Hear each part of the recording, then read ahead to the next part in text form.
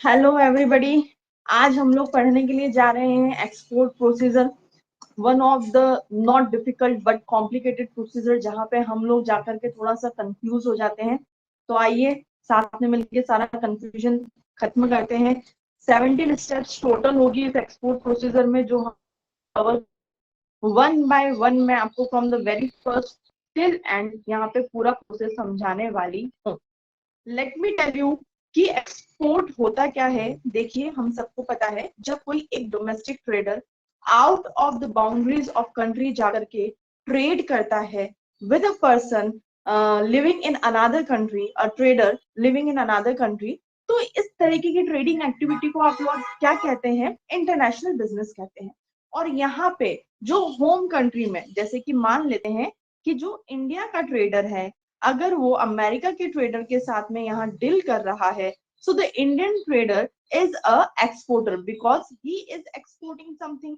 तो ये तो कौन हो गया? एक्सपोर्टर हो गया। एट द सेम टाइम जो अमेरिकन ट्रेडर है वो हो गया आपका इंपोर्टर।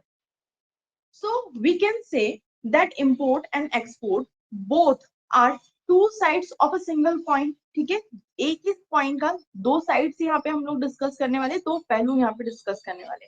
तो सबसे पहले हम लोग पढ़ेंगे यहाँ पे आज एक्सपोर्ट प्रोसीजर के बारे में कि एक्सपोर्ट प्रोसीजर क्या होता है।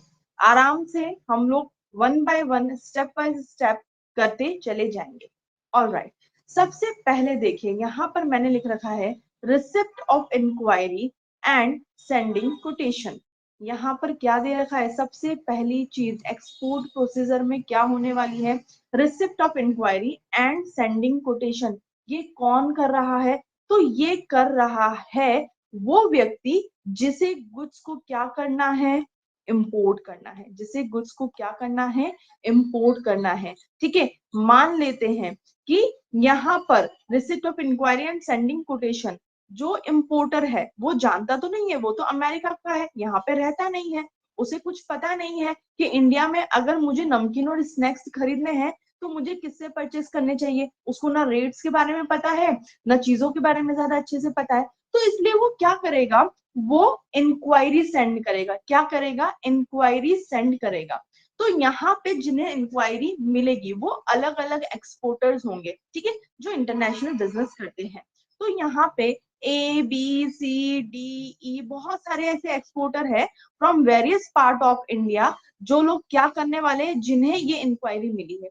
अब ये जो इतने सारे लोग हैं ना, ये क्या करेंगे? ये अपने कोटेशन सेंड करेंगे कि हम लोग आपको, आपने जिस गुड्स की डिमांड करी है वो ये गुड्स हम लोग आपको इस दिन तारीख तक इतनी क्वांटिटी में, जो भी उनकी स्पेसिफाइड क्वांटिटी होगी वो, प्लस जो भी स्टैंडर्ड ऑफ गुड्स उन्होंने मांगा होगा वो इस रेट में अवेलेबल करवाएंगे। The rate is most important thing and time is most important thing here.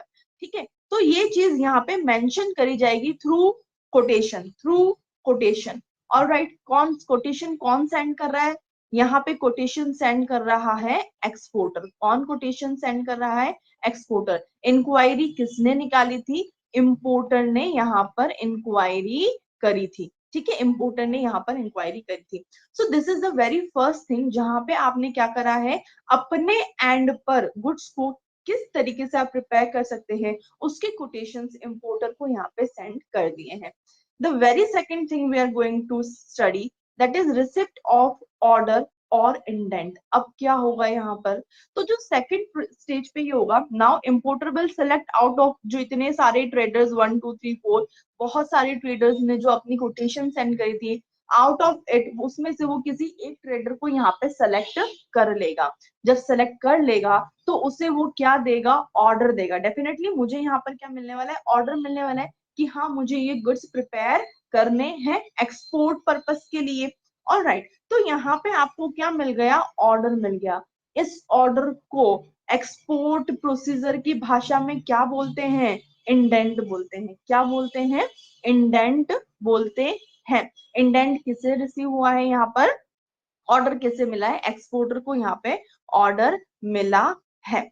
ठीक है, देखो मैंने यहाँ पे ना थोड़ा डेफिनेशन भी आपको एक्सप्लेन कर रखा है कि सबसे पहली चीज तो परफॉर्मा इनवॉइस क्या होता है।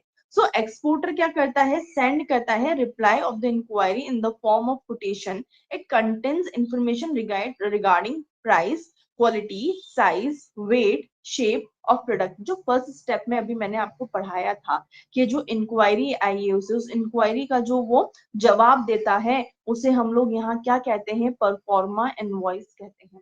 सेकंड थिंग देखिए, मैंने अभी आपको बोला था जो ऑर्डर उसे रिसीव होता है उसे हम लोग क्या कहते हैं, इंडेंट कहते हैं. इंडेंट की डेफिनेशन भी मैं आप लोगों को क्लियर कर देती हूँ. So when a prospective buyer है ना, जो सामने वाला बायर है, वो find the export price and other term and conditions acceptable, उसको एक्सेप्ट हो गई है. मैंने बोला था आपको आउट ऑफ ABCDE, ये जो इतने सारे ट्रेडर्स हैं इन सब ने अपने अपने जो कोटेशन सेंड करे हैं, आउट ऑफ देम उसने किसी एक को पिक किया है और यहाँ पे जिसकी कंडीशन से वो सेटिस्फाइड है, जिसकी कंडीशन एक्सेप्टेबल है, उसने उसको यहाँ पे सेलेक्ट कर लिया और उसे वो क्या देगा, ऑर्डर देगा. तो यहाँ पे क्या करता है, ही प्लेस एन ऑर्डर. वो क्या प्लेस करता है, ऑर्डर प्लेस करता है. तो ये जो ऑर्डर होता है इसे आप लोग क्या कहते हैं, इंडेंट कहते हैं. इंडेंट के अंदर क्या रहता है, सो यहाँ पे डिस्क्रिप्शन रहता है गुड्स जो कि आपको ऑर्डर किए गए हैं, वो प्राइस जो कि इंपोर्टर को आपको पे करना रहेगा, डिलीवरी टर्म्स कि आपको कब गुड्स को डिलीवर करना है, कितने टाइम पीरियड के अंदर डिलीवर गुड्स को करना है, देन पैकिंग किस तरीके से होगी, किस तरीके से मार्किंग करी जाएगी गुड्स के ऊपर, और भी अलग अलग डिलीवरी इंस्ट्रक्शंस यहाँ पर इंपोर्टर सेंड करता है टू द एक्सपोर्टर. ऑलराइट, तो इस चीज को आप लोग क्या कहते हैं, इंडेंट कहते हैं. I guess both the steps are very clear. Alright, now we are forward moving towards third step, that is assessing the importer's creditworthiness and securing the guarantee for payment. अब सबसे इंपॉर्टेंट बात है, ठीक है, ऐसा तो नहीं होगा ना कि मैं बहुत अच्छे से खुश हो जाऊंगी और खुश होकर के सीधे काम करना स्टार्ट कर दूंगी.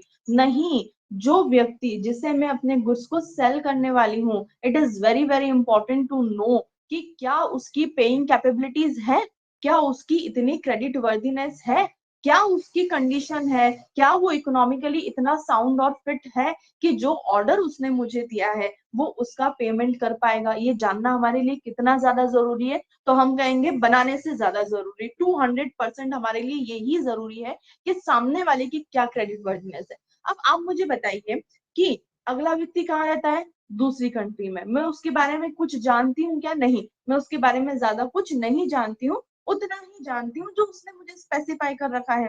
तो अब मैं कैसे मान लूं कि हाँ भैया वो क्रेडिट, उसकी जो क्रेडिट वर्दीनेस अच्छी है, वो फाइनेंशियली फिट है, साउंड है, कैसे जान लूं. तो ये जानने के लिए पता है मैं क्या करूंगी, उसके बैंक, जो उसका बैंक है, उस बैंक से मैं एक अश्योरिटी मांगूंगी. क्या मांगूंगी, एक अश्योरिटी मांगूंगी. यहाँ पे मुझे बैंक ही इंपोर्टर की क्रेडिट वर्दीनेस के बारे में बताएगा. ऑलराइट, तो इस स्टेप में यहाँ पे एक डॉक्यूमेंट इन्वॉल्व होता है जिसे हम लोग कहते हैं लेटर ऑफ क्रेडिट. क्या कहते हैं हम इसे, लेटर ऑफ क्रेडिट. ये क्या है, तो ये एक तरीके की गारंटी है. क्या है ये, एक तरीके की गारंटी है, इशू करी जाती है बाय द इंपोर्टर्स बैंक. जो इंपोर्टर का बैंक है वो आपको ये गारंटी देता है कि जिसके साथ में आप ये ट्रेडिंग एक्टिविटी कर रहे हैं, I give guarantee being a bank of the importer, कि जो भी पेमेंट ड्यू होता है वो मैं to the certain amount liable रहूंगा. किसको पे करने के लिए, एक्सपोर्टर को पे करने के लिए. गारंटी किसने लिए यहाँ पर, इंपोर्टर के बैंक ने लिए. किस चीज की गारंटी लिए, कि भैया अगर in case of any failure by the importer, so the bank will be responsible to the certain amount of the exports bill to the bank of the exporter. Exporter के बैंक को पे करेगा. अब जब आपको ये लेटर ऑफ क्रेडिट मिलता है ना, तो आप एक तरीके से क्या हो जाते हैं, श्योर. देखो गारंटी किसकी ली जाती है, गारंटी उसकी ली जाती है जहां पे फेलियर के चांसेस बहुत कम होते हैं. हाँ, अगर हम लोग बात करें तो आपके टीचर्स होंगे, गारंटी कौन से बच्चे की लेते हैं, जो अच्छा पढ़ते हैं, उन्हें पता है कि हाँ ये ध्यान से सुनता है, हाँ ये अच्छे से पढ़ता है, तो उसकी गारंटी ले ली जाती है. जो बच्चा पढ़ता नहीं है, जो बैक बेंचर है, जो समझना नहीं चाहता, जिसका माइंड डाइवर्टेड रहता है, कि उसकी गारंटी कभी ली जाती है, नहीं ली जाती. Very easy, very simple. So in case of even trading, यहाँ पर भी बैंक उस इंपोर्टर की गारंटी लेगा जिसके बारे में उसे पता है, जो फाइनेंशियली साउंड और फिट है. ऑलराइट, तो यहाँ पे लेटर ऑफ क्रेडिट किसको मिलने वाला है? हमारे एक्सपोर्टर जी को मिलने वाला है कि भैया खुश हो जाओ, है ना, आप जिसके साथ डील कर रहे हो बढ़िया है, आप डील करो, पेमेंट की चिंता मत करो। ऑलराइट, तो यहाँ पे जब एश्योरिटी मिल जाएगी तब भैया हम क्या करेंगे, फाइनली काम करना शुरू कर देंगे। ठीक है, गारंटी हो गई, पेमेंट की गारंटी मिल चुकी है हमें बैंक से, लेटर ऑफ क्रेडिट मिल गया। अब मैंने क्या सोचा कि चलो भैया ठीक है, ऑर्डर मिल गया, गारंटी भी मिल गई, पैसा आ जाएगा, काम करते हैं। तो अब काम करने के बाद, शुरू करने के पहले फिर से हमें रोका जाता है। क्यों रोका जाता है? तो हमें बोलते हैं कि अच्छा काम कर रहे हो, एक्सपोर्ट करना चाहते हो, लाइसेंस है? क्या पूछा जा रहा है? गाड़ी चलाना चाहते हो, फोर व्हीलर चलाना बड़ी अच्छी लगती है, लाइसेंस है? तो यहीं पर भी हमसे यही बात पूछी गई कि क्या लाइसेंस है? लाइसेंस नहीं है तो पहले क्या करना पड़ेगा? लाइसेंस लेना पड़ेगा। बोले किस चीज का लाइसेंस? तो इस चीज का लाइसेंस कि आप आपके बनाए हुए गुड्स दूसरी कंट्री में भेजना चाहते हो, अपनी कंट्री में नहीं सेल करना चाहते। मैं क्या चाहता हूँ कि मैं विदेश में मेरे गुड्स को बेचूं, तो इसीलिए आपको कहा जाता है कि सबसे पहले लाइसेंस लो। अब लाइसेंस लेने के लिए तो किसी अथॉरिटी के पास ही जाना पड़ेगा। ठीक है, तो लाइसेंस कैसे लेते हैं इस चीज के बारे में हम लोग यहाँ पे बात कर लेते हैं। How to obtain export import licence. तो एक्सपोर्ट इंपोर्ट लाइसेंस लेने के लिए सबसे पहला स्टेप आपका बनता है, that is opening a bank account authorised by RBI. RBI से जो कोई भी बैंक ऑथराइज्ड है, उस बैंक में जाकर के क्या करो, सबसे पहले अपना बैंक अकाउंट खुलवाओ। इसके बाद में आपको लेना पड़ेगा आईईसी नंबर। हाँ जी, आईईसी नंबर क्या? तो that is import export code. ठीक है, किससे लेना पड़ेगा? डीजीएफटी से लेना पड़ेगा, या फिर regional import export licensing authority से जाकर के आपको लेना पड़ेगा।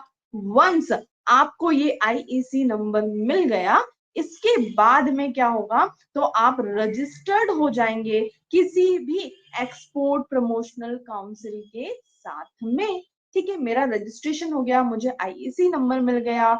Now what? Registering with export guarantee credit and guarantee corporation, that is ECGC. अब है ना, ये एक और ऑर्गेनाइजेशन है। ये ऑर्गेनाइजेशन क्या कहते हैं पता है? कि हम जितने भी एक्सपोर्ट इंपोर्ट वाले भाई बंधु है ना, सब एक साथ इस ऑर्गेनाइजेशन में है। और क्या होता है ना कि इन केस अगर किसी भी तरीके की कोई प्रॉब्लम आ जाए, देखो क्योंकि आप क्या कर रहे हो, एक्सपोर्ट इंपोर्ट कर रहे हो, तो यहाँ पे जो रिस्क एसोसिएटेड है वो डेफिनेटली ज्यादा है as compare to domestic trade. तो ये जो रिस्क है ना, इस रिस्क को आप निगोशिएट कर सकते हो अगर आप ईसीजीसी के मेंबर हो। तो कैसे? तो इन्होंने बोला कि किसी भी तरीके का नॉन पेमेंट हो गया, कोई भी रिस्क हो गया जो तुम्हारे ट्रेडिंग के बिजनेस में, तो हम लोग यहाँ पे डील कर लेते हैं, हम सब आप साथ में, क्योंकि सब एक जैसे, सब एक जैसा काम कर रहे हैं। तो इसीलिए क्या बन जाओ, मेंबर बन जाओ किसके? ईसीजीसी के। ऑल राइट, तो ये जो पूरा की पूरा प्रोसीजर है यहाँ पे, अब आपको आईईसी नंबर लेने के बाद में, एक्सपोर्ट प्रमोशनल काउंसिल में रजिस्टर्ड होने के बाद में, ईसीजीसी में अपने आप को रजिस्टर्ड करने के बाद में, आपके पास में अब क्या हो चुका है? लाइसेंस आ चुका है। आपके पास क्या आ गया? लाइसेंस आ गया। नाउ जैसे ही आपको लाइसेंस मिल गया, अब तो काम करने का लाइसेंस भी मिल गया, गाड़ी चलाने का लाइसेंस भी मिल गया, अब तो मन चाहिए पापा की गाड़ी चलाऊं, मम्मी की गाड़ी चलाऊं, भैया की गाड़ी चलाऊं, वो वाली बात हो जाती है। तो ठीक है, अब हम लोग कुछ भी काम आराम से कर सकते हैं। अब हम लोग अपना एक्चुअल मैन्युफैक्चरिंग वर्क यहाँ पे स्टार्ट कर सकते हैं।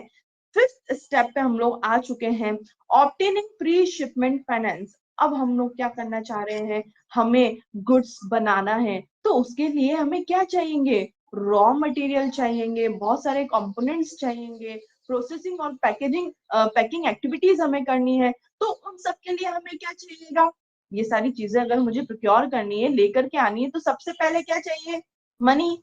मार्केट जाना है, शॉपिंग करनी है, लेकिन क्या चाहिए उसके लिए? मनी। तो ऐसे ही यहाँ पर काम करने के लिए क्या चाहिए आपको? पैसा चाहिए। अब पैसा चाहिए तो किससे लेने जाए पैसा? तो प्री शिपमेंट फाइनेंस हम लोग यहाँ पर करवाते हैं। क्या करवाते हैं यहाँ पे? हम लोग प्री शिपमेंट फाइनेंस करवाते हैं। फाइनेंस आ गया, पैसा आ गया आपके पास में। अब आप लोग क्या कर सकते हो? रॉ मटेरियल भी प्रोक्योर कर सकते हो, जितने भी कंपोनेंट्स जो आपके गुड्स को बनाने के लिए एसेंशियल है, वो सब कुछ आप कर सकते हो। उन गुड्स, रॉ मटेरियल की आप प्रोसेसिंग करके और एक फिनिश गुड्स यहाँ पे तैयार कर सकते हो, फिर उसकी पैकिंग वगैरह भी कर सकते हो। जैसे ही आपके पास में क्या आ चुका है? फाइनेंस यहाँ पे आ चुका है। सिक्स्थ स्टेप में जो हम लोग करने जाएंगे that is production and procurement of goods, जो मैंने अभी आपको एक्सप्लेन किया। ठीक है, फाइनेंस अरेंज करने के बाद में प्रोडक्शन और प्रोक्योरमेंट एक्टिविटीज में मैं लग जाऊंगी। सिक्स्थ स्टेप तक मैंने चीजों को बनाना शुरू कर दिया, मेरा गुड्स बन करके रेडी हो गया। Is it enough? सीधे मैं पैक कर दिया, सीधे मैं उसको भेज दूं? तो हमारी गवर्नमेंट ऑफ इंडिया कहती है रुको बेटा, ठहरो जरा। क्यों? तो वो कहती है कि पहले चेक तो करवा लो जो बनाया है सही भी है कि नहीं है। क्यों क्यों चेक करवाना है? मैं तो सालों से बना रहा हूँ, क्या जरूरत हो गई चेक कराने की? अरे जरूरत हो गई। क्यों हो गई? क्योंकि जब आप अपना गुड्स बना करके आउट ऑफ द इंडिया भेजते हैं तो यहाँ पे क्वालिटी चेक सबसे ज्यादा क्यों? क्योंकि यहाँ पे सिर्फ अगर किसी भी गुड्स में कोई भी प्रॉब्लम हुई तो सिर्फ आपका नाम खराब नहीं होगा, किसका होगा? देश का नाम भी साथ में खराब होगा। अच्छी क्वालिटी गुड्स अगर आप बना करके भेजते हैं तो देश का नाम भी बढ़ेगा। तो यहाँ पे देश की रेपुटेशन के साथ में किसी भी तरीके का खेल और खिलवाड़ नहीं, गुडविल सर्वप्रथम। तो यहाँ पे इन्होंने कह दिया प्री शिपमेंट इंस्पेक्शन आपको करवाना पड़ेगा, प्री शिपमेंट इंस्पेक्शन होगा। ठीक है, देखते हैं यहाँ पर। Alright, pre shipment inspection, pre shipment inspection करा जाएगा। EIA एक्सपोर्ट इंपोर्ट एजेंसी यहाँ पे ऑर्गेनाइज करेगी आपके लिए इंस्पेक्शन। देखो इंस्पेक्शन करने के दो तीन तरीके हमारे पास में है। एक तो क्या होता है ना कि जब गुड इन प्रोसेस होता है, जब गुड इन प्रोसेस होता है तब भी क्या किया जा सकता है, तब भी यहाँ पे जो भी रिकॉग्नाइज्ड व्यक्ति है, पर्सन है, ऑफिसर है जो कि ऑथराइज्ड है चेक करने के लिए गुड्स को, वो आएगा आपकी जगह पर, आएगा वहां पे चेकिंग करेगा, गुड्स को देख लेगा। फिर once you are packing the goods, उस समय भी वहां पे गुड्स को पैकिंग, क्योंकि देखिए पैकिंग नहीं खोली जाती है। ठीक है, तो यहाँ पे जब आप गुड्स को पैक कर रहे होते हैं उस समय भी देख लिया जाता है, यानी कि जब गुड्स इन प्रोग्रेस, जब गुड बन रहा होता है, मैन्युफैक्चर हो रहा होता है, तब भी उसका क्वालिटी चेक कर लिया जाता है। एंड सेकेंडली जब गुड्स पैक होने वाला होता है, जब फिनिश गुड्स बन करके रेडी हो जाता है, तब भी उसे चेक कर लिया जाता है।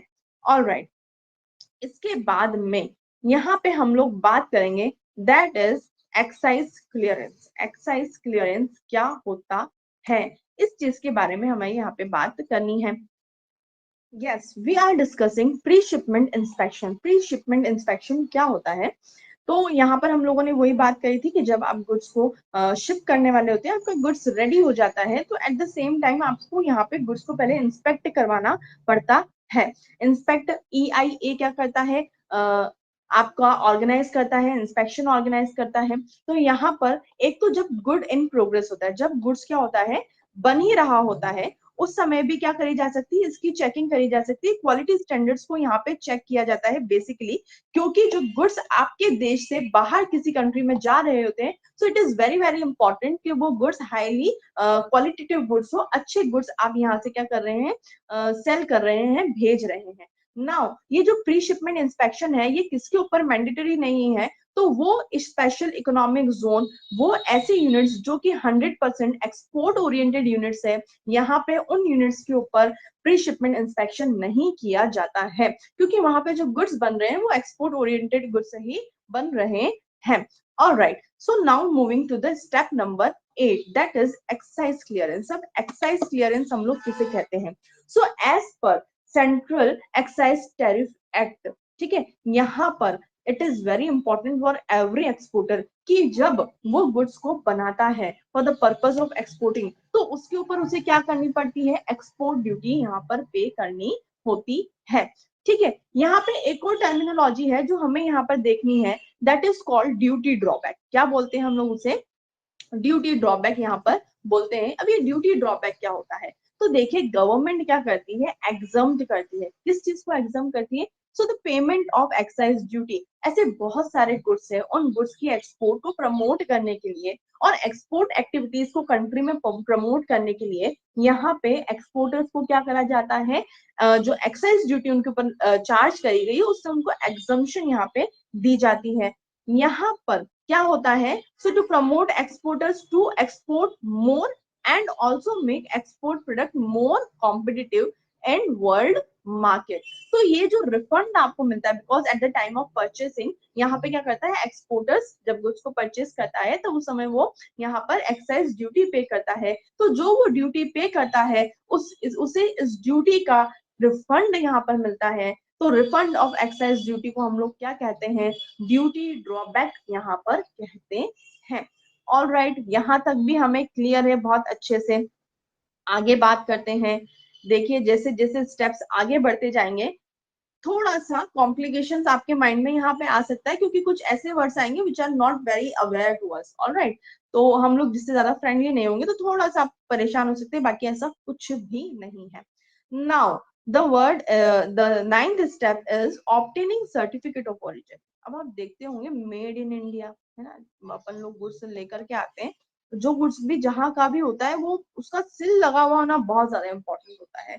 तो यहाँ पे आपको एक ओरिजिन सर्टिफिकेट किसको लेना पड़ेगा, सर्टिफिकेट ऑफ ओरिजिन। तो ये सर्टिफिकेट ऑफ ओरिजिन ऑब्टेन करना पड़ेगा एक्सपोर्टर को कि ये गुड्स जो बना है ये इंडिया में ही बना है, ताकि हमारे गुड्स को कोई और अपना नाम लेकर के यूज में ना ले ले। ठीक है, इन सारी चीजों के लिए तो देखिए सर्टिफिकेट ऑफ ओरिजिन कैसे यहाँ पर लाया जाता है। सर्टिफिकेट ऑफ ओरिजिन होता क्या है, तो सम इंपोर्टिंग कंट्रीज, बहुत इंपॉर्टेंट है, जिस देश के साथ में हमारे रिलेशन अच्छे हैं, तो जब हमारा गुड्स उस देश के वहां पे उस पोर्ट पे जब वो हमारा गुड्स वहां पे उतरता है तो हमें वहां पे जो टैरिफ चार्जेस पे करने पड़ते हैं, पता है आपको, जैसे ही उनकी जमीन पे आपका गुड्स गया तो वो आपसे क्या लेंगे, टैरिफ लेंगे, टैरिफ चार्जेस वो आपसे लेते हैं। तो ये जो टैरिफ चार्जेस है इनसे अगर आपके ताल्लुकात बहुत अच्छे हैं तो या तो आपको थोड़ी बहुत कंसेशन मिल जाएगी या फिर आपको एग्जम्पशन मिल जाएगी। होता है कि नहीं होता है ऐसा कि जब हम लोग अपने मिलने वाले की दुकान पर जाते हैं तो वो हमें क्या करता है, डिस्काउंट देता है, ठीक है ना, मिलने वाले हैं। तो ऐसे ही अगर हमारे किसी कंट्री के साथ में अच्छे मिलनसार व्यवहार है तो यहाँ पे आपको भी इस चीज का आनंद मिलेगा। तो इसीलिए, पर कब मिलेगा, जब आपके पास में सर्टिफिकेट ऑफ ओरिजिन होगा कि हाँ ये जो गुड्स है ये इस पर्टिकुलर कंट्री से, इस पर्टिकुलर नेशन से बिलोंग करता है। So on goods coming from a particular country, to avail such benefit, the exporter must acquire certificate of origin, which act as a proof of origin। ये क्या करता है कि ये गुड्स यहीं से बना हुआ है, इसका प्रूफ एक एविडेंस की तरह यहाँ पे ये काम करता है। ऑल राइट, ठीक है, यहाँ पे हम लोगों ने यहाँ तक समझ लिया कि मैंने क्या ऑब्टेन कर लिया है, सर्टिफिकेट ऑफ ओरिजिन यहाँ पे मैंने ऑब्टेन कर लिया है। Now the step number 10, step number 10 क्या है, reservation of shipping space. Goods तैयार हो गया, ओरिजिन सर्टिफिकेट मिल गया, सभी कुछ यहाँ पे क्लियर है, अब गुड रेडी टू शिप है ना, रेडी टू शिप है। अब फाइनली हम इस गुड्स को तैयार हो चुका है, इसको हम लोग भेज सकते हैं। तो अब जिसमें भेजना है, जैसे भेजना है वहां पे पहले क्या करवाना पड़ेगा, रिजर्वेशन तो करवाना पड़ेगा। ठीक है, जब तक आपने अपनी सीट को यहाँ पे रिजर्व नहीं करवाया, वो स्पेस जिस स्पेस में आपका गुड रख करके जाएगा उसका अगर आपने रिजर्वेशन नहीं करवाया तो आप अपने गुड्स को भेज नहीं सकते। तो हम लोग क्या करेंगे, यहाँ पे रिजर्वेशन ऑफ शिपिंग स्पेस, जो शिपिंग स्पेस है हम लोग यहाँ शिपिंग कंपनी के पास में जाएंगे, उनसे कहेंगे कि हमारा ये गुड है, इसकी इतनी क्वांटिटी, इसके लिए इतना स्पेस चाहिए, प्लीज इस दिन इस तारीख के लिए हमारा शिप के अंदर क्या कर दीजिए, रिजर्वेशन कर दीजिए। ऑल राइट, तो ठीक है, फिर रिजर्वेशन हो जाएगा, वो सारे के सारे डॉक्यूमेंट्स चेक कर लेंगे, अपने आप को सेटिस्फाई कर लेंगे, सेटिस्फाई करने के बाद में हमें क्या कह देंगे, ठीक है इस दिन तारीख के दिन आपका गुड आप क्या करना, ले आना और आपका गुड यहाँ से चढ़ा दिया जाएगा, और जो भी इंपोर्टर की कंट्री है वहां पे इस दिन तारीख तक क्या होगा, गुड्स पहुंच जाएगा। All right, so step number 11 is packing and forwarding. अब गुड्स का क्या हो चुका है, रिजर्वेशन अगर हो चुका है तो आपको गुड्स को क्या करना पड़ेगा, पैक करना पड़ेगा। ओके, उसकी फॉरवर्डिंग के लिए पैकिंग एंड फॉरवर्डिंग यहाँ पर होती है। ओके, पैकिंग एंड फॉरवर्डिंग के अंदर यहाँ पे क्या होगा कि आप जब गुड्स को पैक करेंगे तो यहाँ पर आपको इंपोर्टर के बारे में सारी की सारी जानकारी देनी है। ठीक है, क्या टर्म एंड सिचुएशंस है, किस तरीके से गुड्स को अनलोड किया जाएगा वहां पर, कैसे करना है, कब करना है, ये सारी की सारी बातें, इंपोर्टर कौन है, कब मतलब उसके बारे में सारी एड्रेस, उसका नाम, ये सारी जानकारी आपको यहाँ पर देनी होगी। So this step is called packing and forwarding. Alright, step number 12 is insurance of good. ये सबसे ज्यादा important step होता है।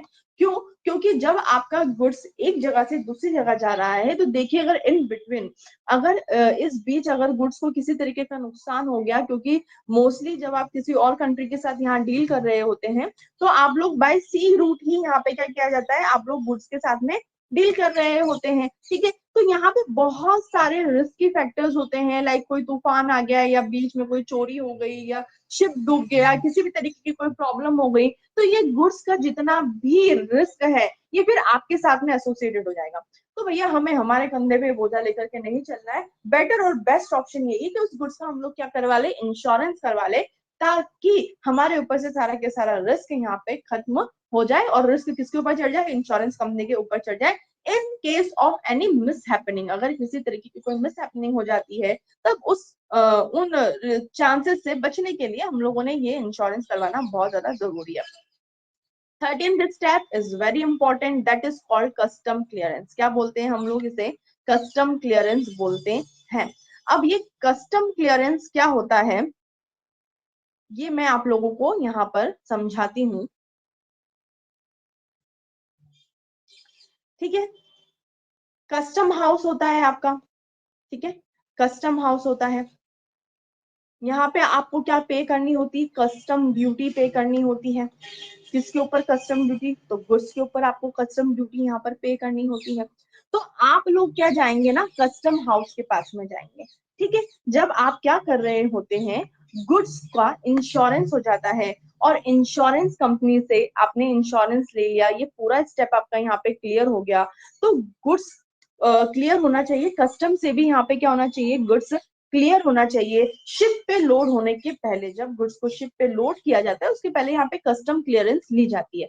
तो जब आपको कस्टम क्लियरेंस लेनी होती है उसके लिए एक्सपोर्टर को एक शिपिंग बिल बनाना पड़ता है। क्या बनाना पड़ता है, एक शिपिंग बिल यहाँ पर बना करके तैयार करना होता है। तो मैं नीचे यही देख रही थी कि शिपिंग बिल की डेफिनेशन मैंने आप लोगों के लिए लिख रखी है कि शिपिंग बिल क्या होता है। So shipping bill that it contains information of the goods being exported, वो गुड्स जिसे आपको एक्सपोर्ट करना है उसकी सारी के सारी इंफॉर्मेशन यहाँ पे होती है। Name of the vessel, final destination of the goods, exporter का नाम और एड्रेस, यहाँ पे सब कुछ इन्वॉल्व रहता है। तो ये जो बिल होता है इसे हम लोग क्या बोलते हैं, शिपिंग बिल बोलते हैं। तो ये प्रिपेयर कौन करता है, एक्सपोर्टर प्रिपेयर करता है before the goods is loaded on the ship. Goods को शिप पे लोड करने के पहले ये पूरा के पूरा, क्योंकि बहुत ज्यादा इंपॉर्टेंट इन्फॉर्मेशन है यहाँ पे कि किस वेसल में आपका गुड जा रहा है, डेस्टिनेशन क्या है गुड्स के पहुंचने का, कौन इस गुड्स को भेज रहा है, एक्सपोर्टर का नाम क्या है, एड्रेस क्या है, ये सारी चीजें यहाँ पर रहती है। ये जो डॉक्यूमेंट है आप इसे किसे सबमिट करेंगे, तो कस्टम अप्राइजर, जो कस्टम ऑफिसर है, आप उन्हें ये जाकर के क्या करेंगे, डॉक्यूमेंट सबमिट करेंगे, ठीक है। यहाँ पे आपका एक्सपोर्ट ऑर्डर होगा आपके पास में, ठीक है। जो शुरू से अपन लोगों ने जितनी भी चीजें ली थी ना, एक्सपोर्ट ऑर्डर लिया था, लाइसेंस वगैरह लिया था, कमर्शियल इनवॉइस जो हमारे पास में आई थी, दैट इज सीआई बोलेंगे हम लोग इसको। इसके अलावा जो सर्टिफिकेट ऑफ इंस्पेक्शन है, जो उन लोगों ने कहा था कि हाँ आपका गुड्स 100% टोटल क्वालिटी प्रोडक्ट है, इसे जाने दो, वो सर्टिफिकेट, लेटर ऑफ क्रेडिट जो मुझे सामने वाले के बैंक से लिया था वो, सर्टिफिकेट ऑफ ओरिजिन वो, इसके बाद मेराइन इंश्योरेंस पॉलिसी वो, ये सारे के सारे जो डॉक्यूमेंट्स होंगे ना, ये सब कुछ हम लोग कस्टम अप्राइजर के पास में सबमिट कर देंगे। अब जो कस्टम अप्राइजर होगा ना, वो क्या होगा, सबसे पहले तो ये सारी चीजों को चेक करेगा, संतुष्ट होगा, उसे लगेगा कि हाँ भैया सब कुछ ठीक है। अब मैंने कहा कि बढ़िया है यार, सारी स्टेप्स ठीक है, सब कुछ ठीक है, लेकिन आप लोग देख रहे हैं कितना कचड़ा है इन सब में, हाँ कितनी कितना सब कुछ करना है। तो बिंग एन एक्सपोर्टर मेरे पास तो कोई एक ही है, ये तो काम है नहीं कि मैं ना ये सारे काम करूंगा, पहले तो गुड्स बनाऊंगा फिर बाद में ये पोर्ट पे या शिपिंग कंपनियों में कस्टम क्लियरेंस करवाता रहूं, ये करवाता रहूं। तो मैंने कहा कि मुझे एक व्यक्ति चाहिए। तो हमने कहा कौन वो व्यक्ति, तो हमने कहा एक आदमी होता है जिसका नाम क्या है, जिसका नाम है आपका सीएनएफ एजेंट। ओके, ये देखिए मैंने यहाँ पे आप लोगों के लिए एक्सप्लेन कर रखा है, सीएनएफ एजेंट। सीएनएफ एजेंट कौन, कैरिंग एंड फॉरवर्डिंग एजेंट, जो गुड्स के तैयार होने के बाद में मैंने कहा कि भैया आप जितना भी काम है related to shipping company, goods को लोड करना, शिप पे लोड करने तक का मेरा जितना भी काम होगा ये कौन करेगा, सीएनएफ एजेंट ये वर्क परफॉर्म करेगा। तो जो क्लियरिंग एंड फॉरवर्डिंग एजेंट होता है, he is interested to perform at a task to move a cargo into a port area stored in the appropriate shade। अब क्या होता है ना कि जब आप लोगों ने कस्टम क्लियरेंस ले लिया, उसके बाद में क्या होता है, आपको एक परमिशन मिलती है, ठीक है, आपको एक कार्टिंग ऑर्डर मिलता है। क्या बोलते हैं हम लोग इसे, कार्टिंग ऑर्डर बोलते हैं। क्या बोलते हैं, कार्टिंग ऑर्डर मिल जाते हैं। आप लोग मॉल में जाते हो, शॉपिंग करने के लिए जाते हो, आपका कार्ट तैयार करते हो आप, दैट ट्रॉली जिसके अंदर अपना सारा सामान रखते हो। तो इसी तरीके से ये कार्ट है जहां पर आपका जो एक्सपोर्ट करने का सारा सामान है वो यहाँ पे रखा हुआ है। अब वो कार्ट का पोर्ट तक चले जाए, एंटर हो जाए, उसके लिए आपको एक कार्टिंग ऑर्डर यहाँ पे मिलता है। तो यहाँ पर क्या करना है, जो जैसे ही आपको कार्टिंग ऑर्डर मिल गया, गेट्स खुल जाते हैं पोर्ट के, आपका माल क्या होता है फाइनली पोर्ट पर चला जाता है। फिर पोर्ट से क्या होता है, आपको शेड में वहां पे आपके गुड्स को सिक्योरली वहां पे गुड्स को रख दिया जाता है। आफ्टर दैट क्या किया जाता है, उस गुड्स को शिप पे चढ़ाया जाता है। ऑलराइट, तो यहाँ पे प्रॉपर शेड में क्या करा जाता है, ये जो क्लियरिंग एंड फॉरवर्डिंग एजेंट है, सारी एक्टिविटीज को परफॉर्म करने के बाद में, सारी चीजों को जस्टिफाई करने के बाद में, ये आपके गुड्स को मूव करता है, आपके कार्गो को पोर्ट एरिया तक ले जाता है और एक एप्रोप्रिएट शेड में ले जा करके उसे वहां पर रख देता है। नाउ अब क्या करना पड़ेगा, तो step number 14, that is obtaining mats receipt. क्या करना है आपको, तो मैट्स रिसिप्ट आपको यहाँ पे ऑब्टेन करना है। अब मैंने यहीं पे लिख रखा है कि मैट रिसिप्ट होता क्या है। तो मैट रिसिप्ट का मतलब होता है एक तरीके से एक कमांडिंग ऑफिसर। कौन सा कमांडिंग ऑफिसर, शिप का कमांडिंग ऑफिसर यहाँ पर ये मैट रिसिप्ट क्या करता है, इश्यू करता है। कब इश्यू करता है, जब आपका कार्गो बोर्ड पे लोड कर दिया जाता है और contain the information about the name of the vessel. देखो फाइनली जो शिप का जो कैप्टन है वो क्या करेगा, आपको यहाँ पे ये दे देगा कि भैया कैप्टन आपको इश्यू कर देता है ये मैट रिसिप्ट, क्या हमारा जो आपका एक गुड है ये शिप पर चढ़ चुका है, ये इस वेसल में इस बर्थ पर है, डेट ऑफ शिपमेंट के कब ये शिपमेंट किया जाएगा, डिस्क्रिप्शन ऑफ पैकेजेस उनके मार्किंग और जो नंबर होंगे कि आपके इतने सारे पैकेजेस हैं, क्या उनकी मार्किंग है, क्या उनका नंबर है, कंडीशन क्या है कार्गो की एट द टाइम, ये सब कुछ आपको इशू करी जाती है। मैट रिसिप्ट कौन इशू करता है, सो कैप्टन ऑफ द शिप। ठीक है, captain of the ship, ship का कैप्टन आपको मैट रिसिप्ट यहाँ पे इशू करता है। ऑलराइट, अब हमें तो क्या मिल गई, मैट रिसिप्ट भी यहाँ पर मिल चुकी है। ऑलराइट, अब नेक्स्ट स्टेप है आपका, that is payment of freight and issuance of bill of lading. ठीक है, देखो क्या है, payment of freight and issuance of bill of lending.